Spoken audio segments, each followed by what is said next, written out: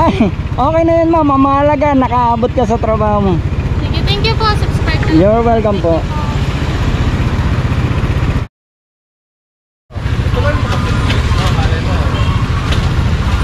Saka po ma'am. Magkano po uptown lang? Para sa'yo ma'am, libre lang. Oo, madam. Totoo ba? Eto ma'am. Ma'am, anong ano? Ma'am, anong pangalan building? Alliance Global. Alliance, ayan. Alliance. Alliance Global. Sa kanto ng 36 at saka 11. Eto mama. Sige po ma'am, sa ito. Okay ka na po ma'am?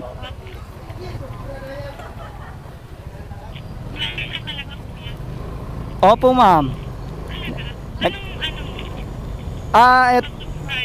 Eto ma'am. Eto po. Nag-aatid kasi ako dyan ng ano, ng mga late na sa trabaho. Oo. Oo, alam ko ma'am. Kasi karamihan nasasakay ko dyan talaga late na eh. Ang daan mo ma'am dito, market ano, kanan. Tapos sa may STI. Tapos kanan sa may, anong mall yun? Uptown Mall? Okay.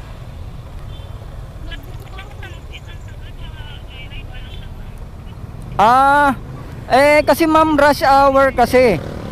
Kapag ka gantong rush hour, agawan sa ano, agawan sa driver. Kaya mahirap mag-book. Ang totoo niyan ma'am, kasi iba-iba rin kasi pinupuntahan ko minsan sa Pasig, minsan dito. Kasi depende kung saan ako maghatid, kagaya niyan. May nagpahatid sa akin dito sa BGC. Babalik pa ako ng Taguig, 'di ba? Ang gagawin ko, dito ako naman maghahatid ng mga pasahero na late na. You're welcome, ma'am. Ma'am, sa'yo na yung sticker, souvenir.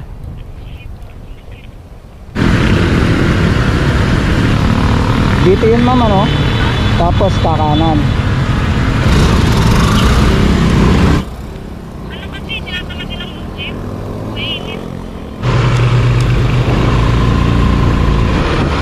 Kakaliwa dito, ma'am, ano? Tapos yung drop off day dito.